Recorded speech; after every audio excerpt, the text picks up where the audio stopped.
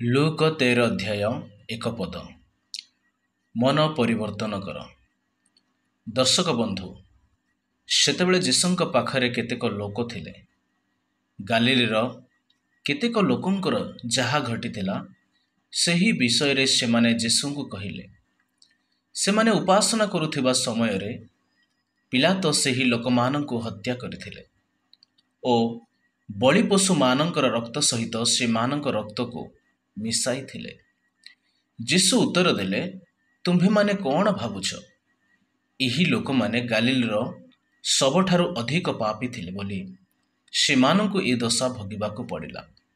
ନା, ସେମାନେ ତାହା ନଥିଲେ, କିନ୍ତୁ ତୁମ୍ଭେମାନେ ଯଦି ତୁମ୍ଭର ହୃଦୟ ଓ ଜୀବନଯାପନ ପ୍ରଣାଳୀରେ ପରିବର୍ତ୍ତନ ନ ଆଣିବ, ତେବେ ତୁମ୍ଭେମାନେ ମଧ୍ୟ ସେହି ଲୋକମାନଙ୍କ ଭଳି ଧ୍ୱଂସ ପାଇଯିବ।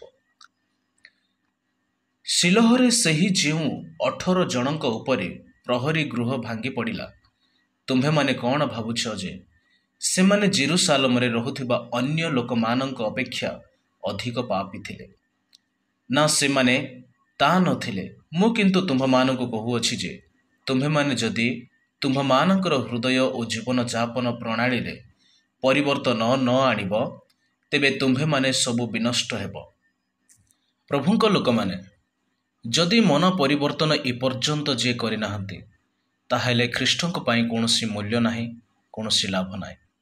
ତ ପ୍ରଭୁଙ୍କ ଲୋକମାନେ ଆମେ ଅନେକ ଏମିତି ଲୋକମାନଙ୍କୁ ଆମେ ଦେଖୁଛୁ ଯେଉଁମାନେ ଖ୍ରୀଷ୍ଟଙ୍କୁ ପାଇଛନ୍ତି, ଯେଉଁମାନେ ବାଇବେଲ ମଧ୍ୟ ଅଧ୍ୟୟନ କରୁଛନ୍ତି, କିନ୍ତୁ ଈଶ୍ୱରଙ୍କର ବାକ୍ୟ ଅନୁସାରେ, ଈଶ୍ୱରଙ୍କର ଉପଦେଶ ଓ ପରାମର୍ଶ ଅନୁସାରେ ନିଜର ଜୀବନକୁ, ନିଜର ମନକୁ ସେମାନେ ସମର୍ପିତ କରିନାହାନ୍ତି। ସେମାନେ ଈଶ୍ୱରଙ୍କର ବାକ୍ୟ ବିରୁଦ୍ଧରେ, ସଦାପ୍ରଭୁଙ୍କର ଉପଦେଶ ବିରୁଦ୍ଧରେ କାର୍ଯ୍ୟ କରିଥାନ୍ତି। ତେବେ ଏହି ପ୍ରକାର ଲୋକମାନେ ଯେତେବେଳେ ମନ ପରିବର୍ତ୍ତନ ନ ହେଇଥାଏ, ତେବେ ଖ୍ରୀଷ୍ଟିଆନ ହେଇଥିବାର କୌଣସି ମୂଲ୍ୟ ନାହିଁ, କୌଣସି ଲାଭ ନାହିଁ। ଏଥିପାଇଁ ପ୍ରଭୁ କହନ୍ତି ଯେ ସର୍ବପ୍ରଥମେ ନିଜର ହୃଦୟ, ନିଜର ମନକୁ ପରିବର୍ତ୍ତନ କର। ତାପରେ ସଦାପ୍ରଭୁଙ୍କର ବାକ୍ୟକୁ ଯଦି ଆମେ ଫଲୋ କରୁ, ତାହେଲେ ସଦାପ୍ରଭୁ ଆମମାନଙ୍କୁ ଦୟା କରିବେ, ତାହେଲେ ଆମମାନେ ସ୍ୱର୍ଗ ରାଜ୍ୟରେ ସ୍ଥାନ ପାଇପାରିବା। ତେବେ ଆସନ୍ତୁ ପ୍ରଭୁଙ୍କ ଲୋକମାନେ, ଯୀଶୁଖ୍ରୀଷ୍ଟ ଏକ ଦୃଷ୍ଟାନ୍ତ ମାଧ୍ୟମରେ କଥା କୁହନ୍ତି। ତେବେ ଚାଲନ୍ତୁ ସେହି ବିଷୟ ଆମେ ଜାଣିବା। ଯୀଶୁଖ୍ରୀଷ୍ଟ କେଉଁ ବିଷୟକୁ ନେଇକି ଦୃଷ୍ଟାନ୍ତ ମାଧ୍ୟମରେ କହିବାକୁ ଚାହାନ୍ତି। ତେବେ ପ୍ରଭୁଙ୍କ ଲୋକମାନେ, ଯୀଶୁ ପୁଣି ଏହି ଦୃଷ୍ଟାନ୍ତଟି କହିଲେ। କୌଣସି ଗୋଟିଏ ଲୋକ ତା ବଗିଚାରେ ଡିମ୍ବିରି ଗଛଟିଏ ଲଗାଇଥିଲା। ଗଛରେ ଫଳ ଆସିଛି କି ନାହିଁ ତାହା ଦେଖିବାକୁ ସେ ଆସିଲା, କିନ୍ତୁ ଗୋଟିଏ ହେଲେ ଫଳ ପାଇଲା ନାହିଁ।